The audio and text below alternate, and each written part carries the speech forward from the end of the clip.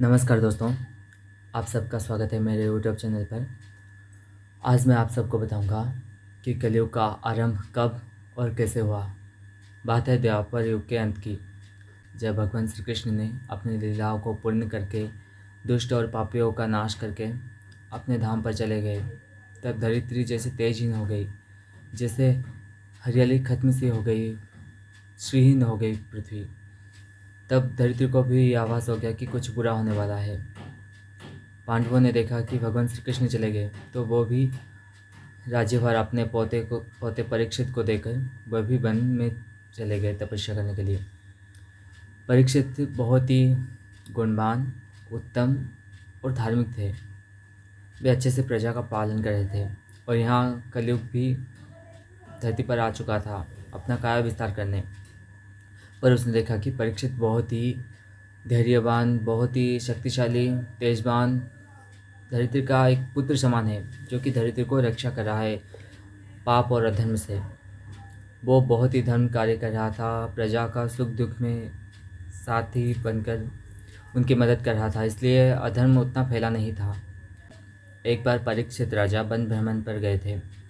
रास्ते में उन्होंने देखा एक गाय रो रही है और एक वृषभ एक पैर पर खड़ा है और 3 पैर कटे हुए हैं, और एक काला इंसान जो कि बहुत भयानक दिख रहा है एक लाठी से उन पर प्रहार कर रहा था। तब परीक्षित वहाँ जाकर कहे, तुम इन दोनों को क्यों मार रहे हो? तब वृषभ जी ने कहा कि ये जो गाय है वो तुम्हारी धरित्री माता है, मैं वृषभ के रूप में धर्मराज हूँ और ये भयानक इंसान के रूप में ये कली पुरुष है। तब परीक्षित ने कली पुरुष से पूछा, तुम क्यों इन दोनों पर ऐसा अत्याचार कर रहे हो? तो कलयुग ने कहा कि मेरा युग आ चुका है, मैं कैसे धर्म को यहाँ रहने दूँ, मेरा गुण ही है कि मैं अधर्म फैलाऊँ। तब परीक्षित राजा ने कहा, अभी तुम्हारा समय नहीं आया है, मेरे बाद तुम आ सकते हो पर अभी नहीं आ सकते। तब कलयुग पुरुष ने कहा, मेरा तो समय कभी का आ चुका था, भगवान श्री कृष्ण की वजह से मैं नहीं आ पा रहा था, अब जब वो चले गए तो मेरा यहाँ रहना अनिवार्य है। फिर कलयुग ने देखा कि परीक्षित राजा के देह में बहुत ही पुण्य शक्ति और बहुत ही तेज था। फिर परीक्षित ने कहा, तुम यहाँ से चले जाओ या फिर मैं तुम्हें मार दूंगा।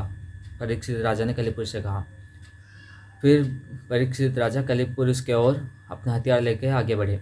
तब कलिपुरुष ने देखा कि परीक्षित राजा के देह में बहुत ही पुण्य शक्ति है, बहुत ही धर्म शक्ति है और बहुत ही तेजवान है, जिसके कारण कलिपुरुष परीक्षित जी से लड़ नहीं सकता था।